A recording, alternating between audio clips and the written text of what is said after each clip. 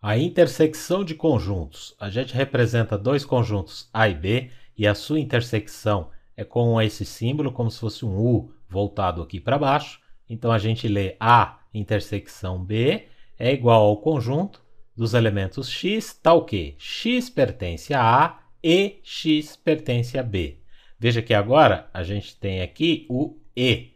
Quando a gente falou anteriormente sobre o conjunto união, a gente tinha o ou seja, o elemento estava no A ou estava no B. Agora a gente tem o E. Isso significa que o elemento x ele tem que estar obrigatoriamente no conjunto A e B ao mesmo tempo.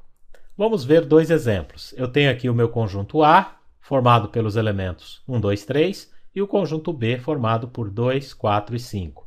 O que seria então A intersecção B?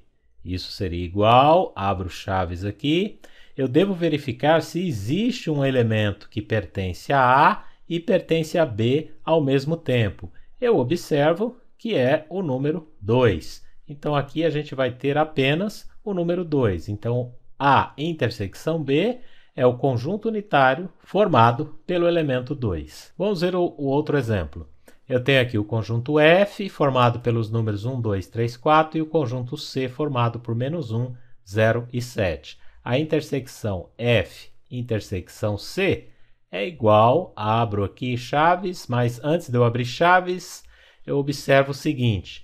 No F, os elementos são 1, 2, 3, 4. No C, -1, 0 e 7. Eu não vejo nenhum elemento igual aqui, então a gente não consegue escrever a intersecção. Na verdade, a gente não consegue representar por nenhum desses elementos. A gente vai representar, então, como conjunto vazio, que eu posso representar usando este símbolo, ou então, F intersecção C é igual, abro chaves, fecho chaves e não coloco elemento nenhum aqui dentro. Eu falei isso em vídeos anteriores, quando eu falei sobre tipos de conjuntos. Então, o conjunto vazio, representado por este símbolo, ou, simbolicamente, abro e fecho aqui os parênteses, as chaves, aliás, sem nada dentro, tá bom? E isso porque eu não tenho aqui nenhum elemento de C e nenhum elemento de F que são comuns para representar a nossa intersecção. Como que a gente representaria em diagrama de Venn? Então, veja bem, aqui eu tenho o conjunto A e o conjunto B. Essa região aqui é a região da intersecção, então eu pinto aqui no meio, tá? Aqui o A intersecção B, porque todo número que tiver aqui, todo elemento que tiver aqui, aliás, ele pertence ao conjunto A e ao conjunto B ao mesmo tempo, então por isso eu pinto essa região. Se eu tivesse esse formato aqui eu escrevi que o conjunto B está contido no conjunto A, eu representei o A como o conjunto maior.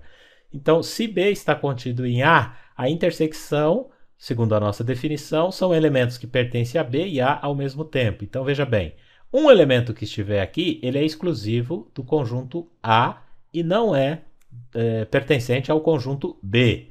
Então, essa região aqui fora, vai acontecer isso com todos os elementos. Então, a gente não usa essa região de fora. A gente vai usar aqui somente essa região.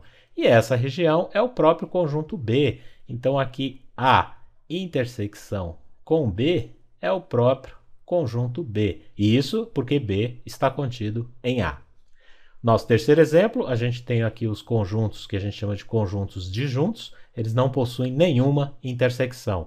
E aí, no caso, a gente não pinta nenhum dos dois conjuntos porque não há uma intersecção entre eles. Tá ok, pessoal? Então, até os próximos vídeos. Até lá!